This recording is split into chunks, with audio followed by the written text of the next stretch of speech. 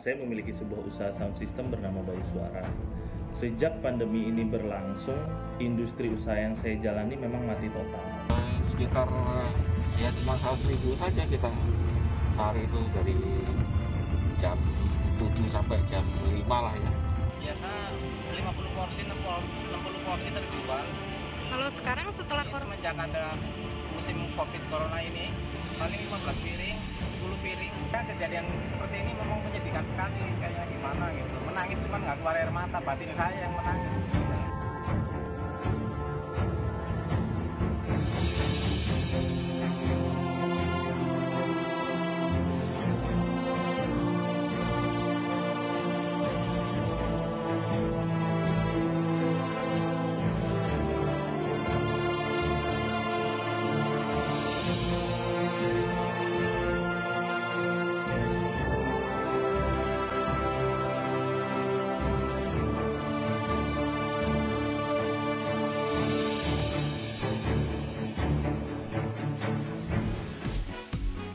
Kembali lagi di Prime Show with Ira Kusno.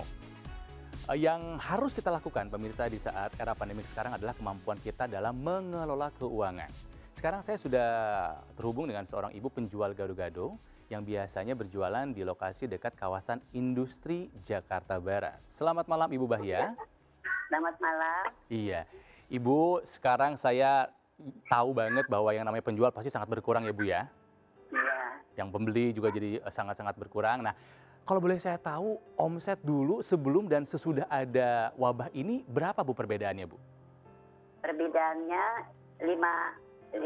lagi saya 500 pendapatan saya itu Ya. sebelum corona. Sebelum corona 500.000 per hari omsetnya. Kalau sekarang Ibu berapa? Sekarang ya paling ini saya paling kecil 150. 150. Iya. Nah, ini apakah itu cukup untuk kebutuhan Ibu sehari-hari Bu dengan 150.000 ya, itu? nggak cukup. Nggak cukup. Jadi apa yang Ibu lakukan supaya ya dicukup-cukupin gitu Bu? Gimana caranya Ibu Bu? Ya, saya kan emang ini saya jualan. Jadi saya cukup gini, karena pendapatan saya sedikit, saya belanjanya saya kurangin. Oh.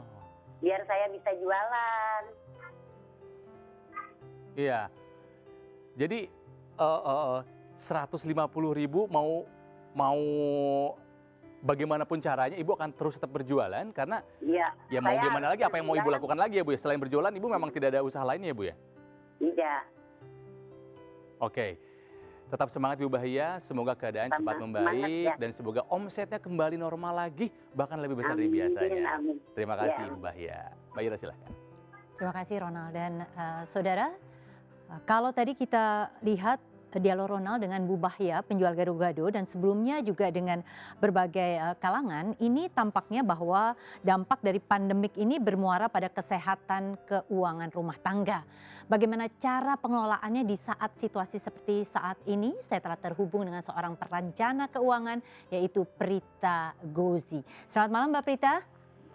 Selamat malam Mbak Ira. Ya, sehat-sehat kan Mbak Prita sampai saat ini? Alhamdulillah. Alhamdulillah. Ya. Mbak, ini kan di mana-mana orang rata-rata pendapatannya menurun atau malah minim sekali ya, sementara pengeluarannya tetap. Itu bagaimana Mbak sebenarnya harusnya kita mengatur keuangan? Ya baik, memang di masa pandemi ini selama sebulan terakhir itu sudah sangat terasa perbedaannya untuk banyak kalangan. Nah, pada saat kita bicara seperti itu, maka langkah yang paling pertama adalah saya selalu bilang memang kita harus terima kondisi ini dulu. Karena pada saat kita mau menerima kondisi ini Mbak Ira, biasanya sih kita akan lebih mau untuk merubah gaya hidup kita atau apa yang biasa kita kerjakan.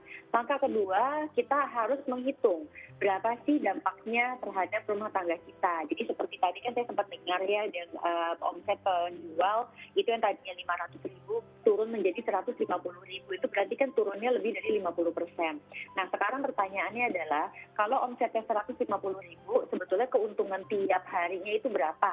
Karena keuntungan tiap hari itulah sebenarnya yang akan menjadi sumber pemasukan untuk rumah tangganya. Nah berarti mampu nggak rumah tangganya untuk mengalokasikan keuntungan itu untuk kebutuhan hidup.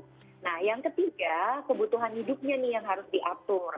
Memang saya harus akui bahwa hidup di Jakarta, Mbak Ira, itu pasti ada minimum biaya yang harus dikeluarkan. Nah, sekarang, apakah minimum biayanya itu match atau tidak dengan keuntungan yang didapatkan dari hasil penjualannya?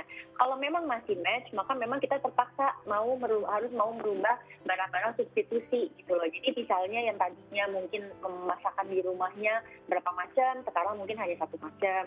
Ya memang sekarang kita harus lebih prihatin dalam menyikapi hidup ke depannya, dan yang paling penting sebisa mungkin tetap pegang dana tunai gitu. Oke, Mbak Prita, kalau misalnya soal dana tunai ini ada beberapa orang atau beberapa kalangan yang memang masih beruntung punya dana darurat. Bagi mereka yang tidak punya cukup dana darurat, padahal kita nggak tahu nih sampai kapan gitu. Ini bagaimana strateginya?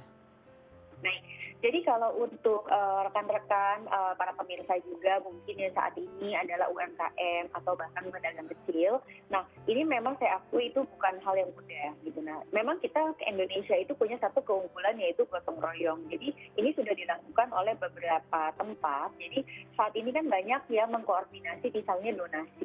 Nah, donasi ini misalnya membuat nasi dan sebagainya, dan memang akhirnya salah satu tekniknya itu adalah misalnya di satu tempat ada kumpulan para pedagang. Nah, ini dijadikan satu, kemudian ya udah akhirnya bukan berdagang tetapi memasak sesuai dengan keahliannya masing-masing. Ya, artinya di sini ya, artinya di sini gotong royong itu sangat diutamakan ya, karena banyak orang yang terdampak. Betul. Nah, tadi Mbak Prita mengatakan mungkin kita harus, bukan mungkin ya, kita harus mengubah kebiasaan kita kalau memang pemasukan kita terganggu ya. Tetapi kan ada hal-hal yang tidak bisa diubah, cicilan untuk beberapa barang.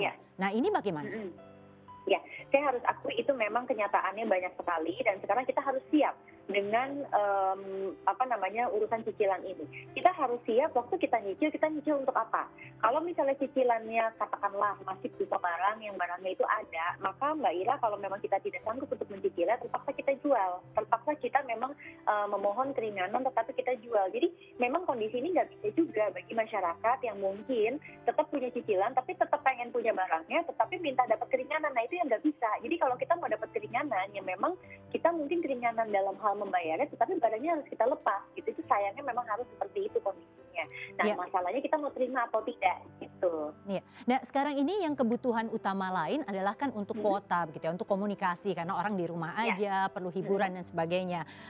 Sementara tadi mungkin ada cicilan, ada kebutuhan yang wajib dipenuhi sehari-hari. Bagaimana ini kita mengaturnya, terutama untuk hiburan supaya kita juga nggak stres? Setuju. Jadi kalau untuk hiburan itu sebetulnya sekarang sangat disarankan untuk mencari yang istilahnya tuh gratisan. Memang modalnya tetap harus kuota, tetapi mungkin kalau bisa disiasati, ini tidak mudah. Saya akui ini tidak mudah, apalagi mungkin untuk rumah tangga yang barangkali lokasi rumahnya itu anggota keluarganya banyak, tetapi mungkin rumahnya tidak seluas itu. Itu saya akui memang itu dari segi mental itu ada hal yang memang harus dikerjakan. Tetapi bagaimana kita mau menerima, kembali lagi menerima.